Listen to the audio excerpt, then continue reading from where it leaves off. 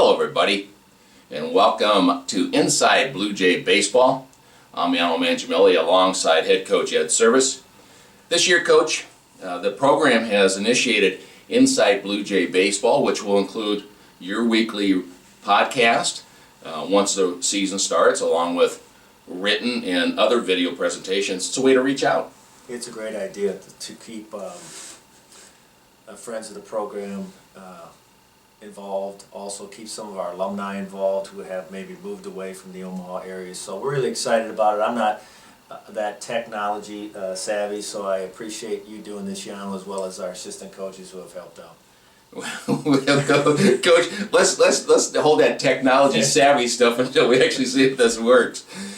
For all those out there listening, we'll be taping this show with Coach Servais once the season starts. We'll talk about opponents and the games of previous weeks. And if you've got any suggestions about what you might like to hear, you can email me at bluejaybaseball@hotmail.com. That's bluejaybaseball, all one word. I'll have that at the end of this podcast. Coach, this past season, well, first of all, we're going to have a lot of opportunity to talk about the team and the season, but this first podcast, I'd like to just kind of go back a little bit.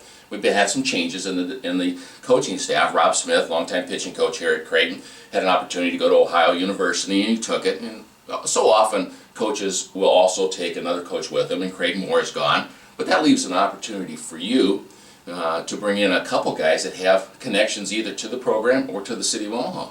You know, you're right, Yano. It's a tribute to the program that some of our coaches have had a chance to advance, and it gives us an opportunity to bring back Spencer Allen, who was with us in 05, 06, and Spencer has done a lot since he left us in 06. He went into scouting for a year, he worked at Purdue for a couple of years, and he finished up at Washington State the last 3 years, and we're very excited about having him come back and help us with our offensive game a little bit. And Spencer's going to have a lot of responsibilities here, as well as the recruiting coordinator position. And then also we brought back Tom Lipari, and Tom was a pitching coach at the University of Pittsburgh the last several years in the Big East. And Tom has a professional background as well. He is from Omaha, so he has a lot of connections that way. So I think it was two good hires. They've done a great job here in the early part of their experience here at Creighton. We had a good fall, I believe, with all the players getting acclimated to the new coaches, and really looking forward to how it all works out this spring. Oh, these are great hires. Spence, I've known Spence for a long time, since his days when I first met him over at University of Iowa, and then when he came here and helped you out a couple of years. And the Lipari family, from somebody like myself who's from Omaha, the Lipari family is a long-time baseball tradition. You also have one additional new member of the staff and the former players helping out this year. Right, we have Shane Liska. I forgot to mention him. Shane was a player for us last year, very instrumental in our success second half of the season last year. Shane was a pitcher, and Shane's going to roll into that volunteer position. And also we have a student coach, a student assistant this year, Nick Junkins, and Nick was our first baseman the last 2 years. It's something that I've always wanted to try to do, is get some of our former players involved in our coaching staff. It's just a natural tie to the alumni. They have a feel for how the program should be run, and I hope we can have both Shane and Nick, stay in the coaching profession and someday move on to where they're in paid positions. You know, the official start of the season is against Dallas Baptist on February 15th, but I've always thought, even though you'll start practice in another week or so, the unofficial start of the season is our annual steak fry.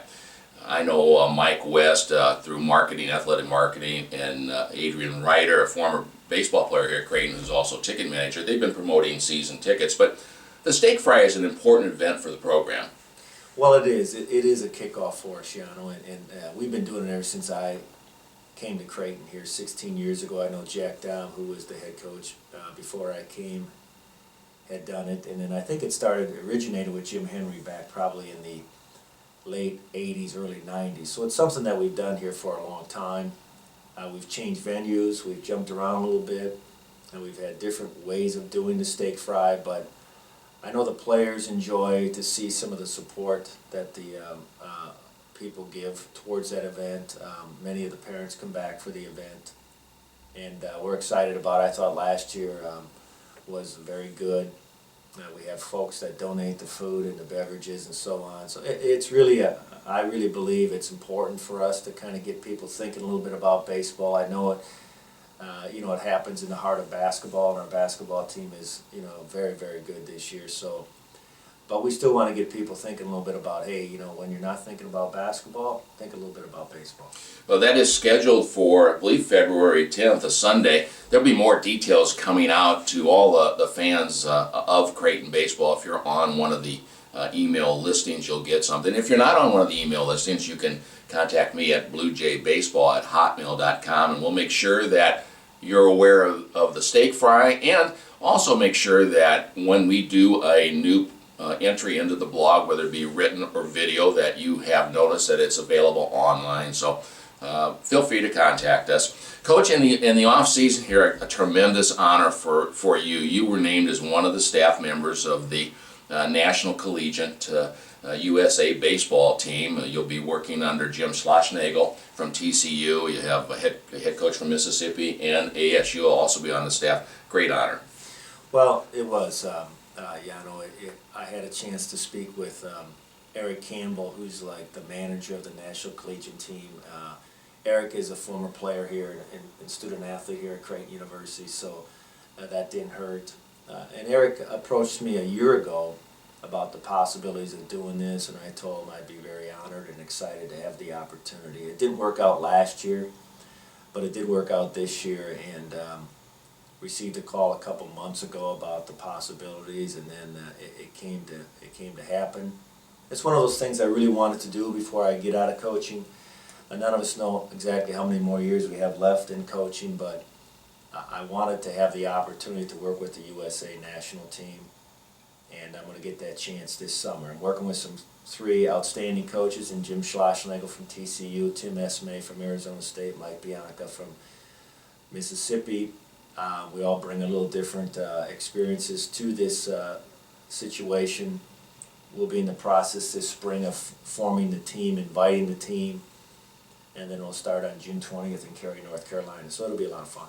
Well, it's a great opportunity, not only for yourself, but for the program. It shows what you really are noted for. One of the things you're noted for is defense.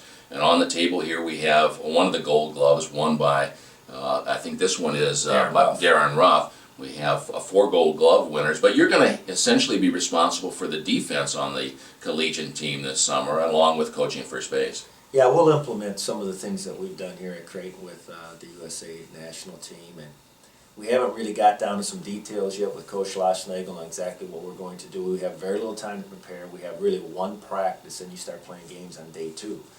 So we're going to have to be, pretty simplistic in what we try to do with the national team. But I'm looking forward to seeing if some of these concepts that we do so well with our Creighton team work with the national team. And it's really, if you look at it, it's really an honor for the program.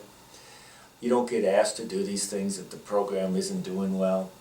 And the players are the ones that make up that program. They're the ones that go out there and win the games and help us win some championships that we have here the last couple of years. So I'm looking forward to it, not only from a selfish standpoint that I'll have a chance to do it, but it's an honor for all the players that have played here in the past that have helped us really kind of get on the map and be known for some of the things that we're known for. So I hope the players are as proud as I am to have an opportunity to do this. Well, the team will be scheduling games in Japan, and then you'll come back here and play Cuba, and then some other scheduled games throughout the summer. I only have one caveat here, Coach, is I know they start practice on June 21st, and I'm really kind of hoping, no pressure, that you're busy in Omaha on June 21st. Well, we'd certainly like to. I mean, that's the ultimate goal, is to keep playing into June.